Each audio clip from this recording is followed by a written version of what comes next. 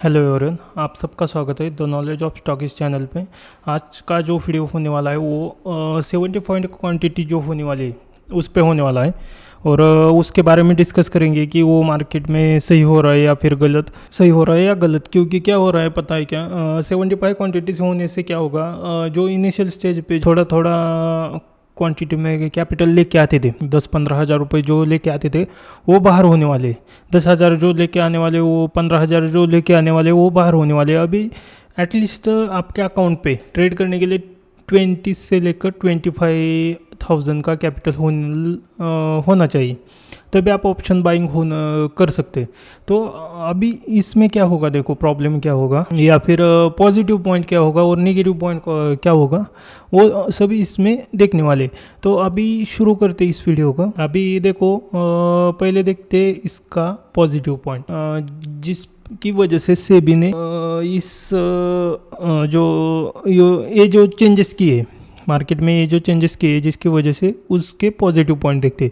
तो first positive point क्या होगा, देखो जो गैम्बलर थे या फिर 5 का 10 करने आते थे वो एग्जिट हो जाएंगे। जिनको 1-2 दिनों में बड़ा बनना था वो एग्जिट हो जाएंगे। क्यों?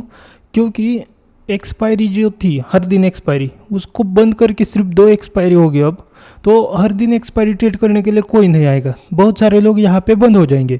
जो स्पाइक का इंतज़ार करते थे या फिर हीरो ज़ीरो ट्रेड करने के लिए आते थे वो बंद हो जाएंगे। ठीक है। अभी दूसरी चीज़ क्या, क्वांटिटी बढ़ाने से जो एक लॉट में 25 क्वांटिटी थी अभी पहले निफ्टी 50 में, अभी 75 कुछ होने वाली है। उसकी वजह से क्या होगा, जो कैपिटल 5,000 का लगने वाला था अभी सीधा 15,000 का लगेगा। ठीक है। तो उसकी वजह से क्या होगा, अगर आपके अकाउंट में 15, समझो किसी के अकाउंट में 15,000 है और वो ट्रेडिंग करने के लिए आए और उसका फर्स्ट ये सेल गया और समझो उसका फर्स्ट 5,000 अकाउंट में था, वो उसका ये सेल जाता तो वो 500 या फिर 1,000 का ये सेल लेता था। ठीक है, 1K का ये सेल लेता था। अभी क्या होगा, 50,000 पे वही ये सेल 500 का ये सेल 1,500 पे चला जाएगा और 500 का ये सेल जो है 1,500 पे चला जाएगा और जो ये सेल 1K का लेते थे उनका ये सेल 3K पे चला जाएगा। ठीक है। ये सेल, क्योंकि मार्केट में सिर्फ क्वांटिटी बढ़ी है, ये सेल तो उतने ही रहने वाले। अगर आपका सिस्टम 20 रुपीज़ का ये सेल लगा रहा था पहले, तो अभी भी 20 रुपीज़ का ही लगाने वाला है। सिर्फ क्या प्रॉब्लम हुआ है, क्वांटिटी बढ़ी है। तो उसकी वजह से क्या होगा, जिसका 500 का ये सेल है उसका 1,500 रुपये का जाएगा और जिसका 1,000 रुपये का ए सेल है उसका 3,000 का ए सेल जाने वाला है। अभी उसमें प्रॉब्लम क्या होगा, देखो अगर कोई या 50,000 या फिर 20,000 लेके आ रहा है, क्वांटिटी 20,000 रुपीज़ लेके आ रहा है, तो उसको क्या करना पड़ेगा, या तो आउट ऑफ द मनी, बहुत out of the money trade करना पड़ेगा, या फिर इन द मनी करेगा तो एक ये सेल जाने के बाद वो दूसरा ट्रेड नहीं ले सकता, उसको कैपिटल ऐड करना पड़ेगा। एटलीस्ट 25,000 अकाउंट पे लगने वाले हैं अभी। ठीक है, कितना, 25,000।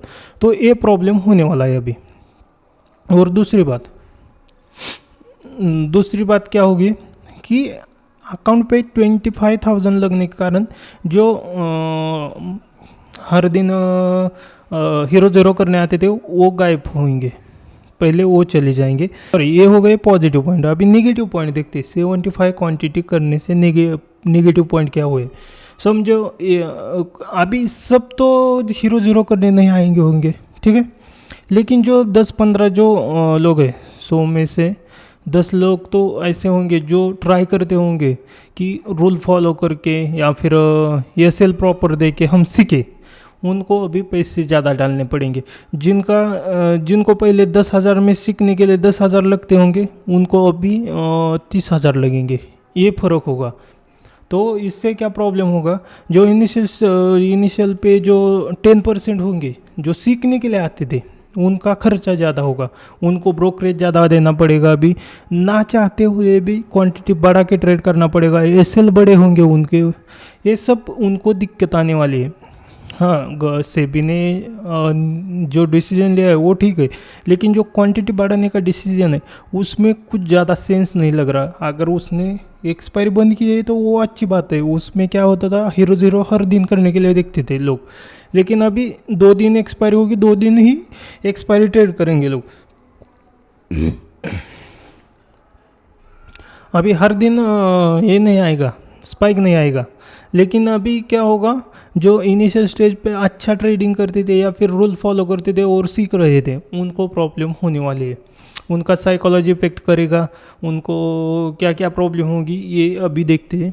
उनको फर्स्ट प्रॉब्लम जो होगी वो उनका ये सेल होगा, क्योंकि देखो वो जो लोग 1 लॉट में 2 लॉट में ट्रेड करके, 1-2 लॉट में ट्रेड करके जो अपना रूल फॉलो कर रहे थे या फिर सीख रहे थे कि ट्रेडिंग एक्चुअल में कैसे है, उनका लॉस कितना होता होगा, 500 से लेकर 1000 के तक, ठीक है, 500 से लेकर 1000 तक इनका लॉस होता होगा। लेकिन अभी देखो उनका लॉस सीधा 1500 से लेकर 3000 का लॉस हो चुका है अभी। और अगर वो समझो 20,000 लेके आया अकाउंट पे, या फिर 50,000 लेके आया, वो सीख रहा है, सीखने के लिए 20,000 या फिर 25,000 लेके आया और उसके 2 कंटिन्यूली ये सेल गए, तो 3,000 के हिसाब से उसके 6,000 के ये सेल जाएंगे। इस टाइम पे ट्रेन जाती है यहाँ से, तो ये आवाज़ आता है बैकग्राउंड में, थोड़ा आया होगा, अभी बंद किया था, अभी फिर से चालू करते। तो अभी हम कहाँ पे थे कि 25,000, अगर उसमें से 6,000 का इसने ऐसे लिया तो उसके बचेंगे सीधा कितना,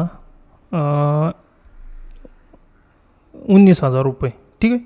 अगर उसके 19,000 बचते हैं तो उसमें वो ना ट्रेड कर सकता है, ना कुछ ट्रेड का मतलब प्लान कर सकता है, उसको सीधा आउट ऑफ द मनी जाना पड़ेगा। और वो पास वाला आउट ऑफ द मनी भी नहीं, थोड़ा दूर वाला आउट ऑफ द मनी जाना पड़ेगा। उससे क्या होगा, प्राइस डिके का वैल्यू फेस करना पड़ेगा उससे। एक्सपायरी पास आने पे ठीक है, वो क्वांटिटी प्राइस कम होते तो ट्रेड मिल जाएंगे, लेकिन एक्सपायरी अगर दूर है तो उसको फिर से वो दिक्कत आएगी, तो उसको फिर से पेमेंट इसमें ऐड करना पड़ेगा, रुपीज़ ऐड करना पड़ेगा।